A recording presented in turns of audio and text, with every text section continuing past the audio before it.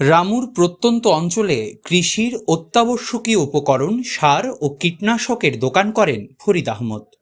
গভীর রাতে তার দোকানে আগুন ধরিয়ে দেয় দুর্বৃত্তরা।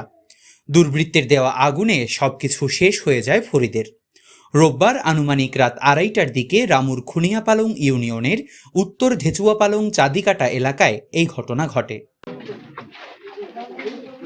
এদিকে আমাদের হাতে আসা সিসিটিভি ফুটেজে দেখা গেছে, গভীর রাতে কেউ একজন দেওয়ালের ছিদ্র দিয়ে দোকানের ভেতর আগুনের সূত্রপাত ঘটান।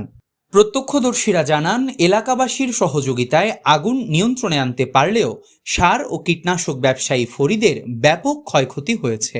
আমরা বাহির হয়েছি, আমরা প্রায় 10-12 জন বাড়ি থেকে বাহির হয়েছি, যেহেতু আমার বাড়ির পাশে। ওনার প্রায় 10-12 লক্ষ টাকার মতো ক্ষয়ক্ষতি হয়েছে। আমরা তখন আমাদের বাড়িতে গিয়েছিল ওই মোটর দিয়ে আগুন নিয়ন্ত্রণ করছি। এরপর এসে আমরা বালি টালি দিয়ে কোন রকম আপনার উপরের ওই আগুনগুলা করছি, বন্ধ করছি। আবার দেখতেছি যে ওই নিচে আবার দেখা যাচ্ছে আপনার আগুন। এরপর কারণ বন্ধ করে আবার ওই পানি টানি দিয়ে কোন রকম করলাম আর কি।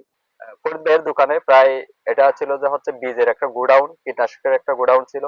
এখানে কীটনাশক আর বীজ মিলে প্রায় 10 থেকে 12 লক্ষ টাকার মতো ক্ষয়ক্ষতি হয়েছে। দেন হচ্ছে আমরা চাচ্ছি এলাকাবাসী এই দোকান থেকে এলাকার কৃষকরা বিশেষ করে সুবিধা নিয়ে আমরা এখানে কৃষিকাজ করতো।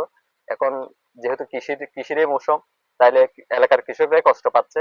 দোকানের মালিক ফরিদের দাবি, আগুনে তার 10 থেকে 12 লক্ষ টাকার ক্ষতি হয়েছে। কিছু হালকা পাতলা মাল বাইরে করতে পারতেছি, কিন্তু আর কিছু বাইরে করতে পারিনি। হয়তো কে দিছে না দিছে আমি দেখিনি।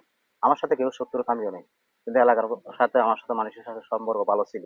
আর বাদ বাকিদের দেখিনি, কিন্তু একটা দেখছে আমাদের এখানে ছিদ্র আছে, ছিদ্র থেকে একটা আমার সিসি ক্যামেরা ছিল, সিসি ক্যামেরা বাইরে থেকে হয়তো একটা ফুটেজ দেখা যাচ্ছে যে হাতে একটা আগুন লাগাই দিয়েছে, এরকম একটা দেখা গেছে। কিন্তু আমরা করতে পারি নাই, এই শনাক্ত করতে পারি নাই, কিন্তু কি জন্য হয়তো হাতটা দেখছি। সেটা আমি আইনগত চাচ্ছি, এরকম হয়তো আমার এই জিনিসটা সুস্থ বিশ্বাস চাই আমি আইনের কাছ থেকে।